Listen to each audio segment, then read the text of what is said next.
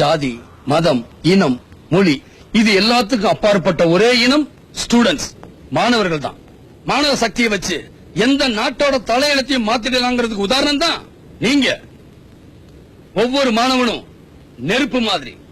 நெருப்புக்கு மட்டும்தான் கூட சேர்ற எல்லாத்தையும் நெருப்பா மாத்திர சக்தி இருக்கு. அந்த நெருப்பெல்லாம் ஒண்ணு சேர்ந்தா இந்தியாவே தீப்பிழம்பா மாறும். என்ன இல்ல இந்தியாவுல எல்லாமே இருக்கு. ஒரு இந்தியா 72 சிங்கப்பூருக்கு சமம். ஒரு இந்தியா 15 இங்கிலாந்துக்கு சமம். ஒரு இந்தியா 4 பாகிஸ்தானுக்கு சமம். ஒரு இந்தியா மனித சக்தியில 3 அமெரிக்காவுக்கு சமம். அமெரிக்க ஜனத்தொகை 28 கோடி, இந்திய ஜனத்தொகை 102 கோடி. 28 கோடியில ஒரு எடிசன், ஒரு ஆபிரகாம் லிங்கன், ஒரு பில்கேட்ஸ் இருக்கும்போது 102 கோடியில 3 பில்கேட்ஸ் வேண்டாம், ஒருத்தர் கூட இல்லையே. ஏன் செருப்பு தச்ச ஆபிரகாம் லிங்கன் அமெரிக்கா ஜனாதிபதியா வந்தார். இங்க எத்தனை ஆபிரகாம் லிங்கன் இன்னும் செருப்பு மட்டுமே தச்சுக்கிட்டு இருக்காங்களோ தெரியல. அது ஏன் நம்மளால சாதிக்க முடியல? பணம், எல்லாத்துக்குமே பணம். கேவலம் விளையாட்டுல கூட லஞ்சம்.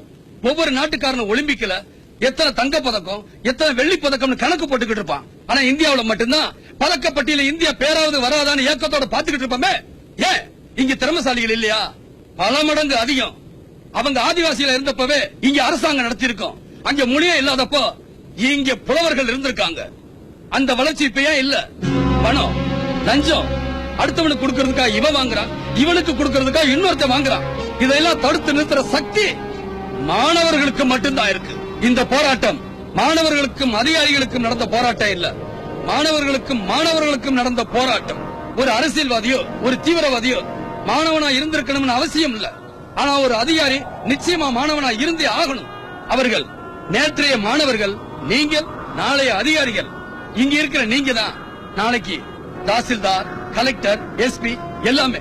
உங்க சமுதாயம் எப்படி இருக்கணும்னு நீங்க முடிவு பண்ணுங்க. என் மரணத்துக்கு பின்னால பஸ் எரிக்கிறதோ கடை எரிக்கிறதோ இருக்கக்கூடாது. அப்புறம் அரசியல் கட்சிக்கும் மாணவ சக்திக்கும் வித்தியாசம் இல்லாம போயிரும். எனக்காக ஒரு தீக்குச்சி கூட எரியக்கூடாது. எரியிற நெருப்பு உங்க மனசுக்குள்ள மட்டும்தான் இருக்கணும். ஜெய் ஹிந்த்.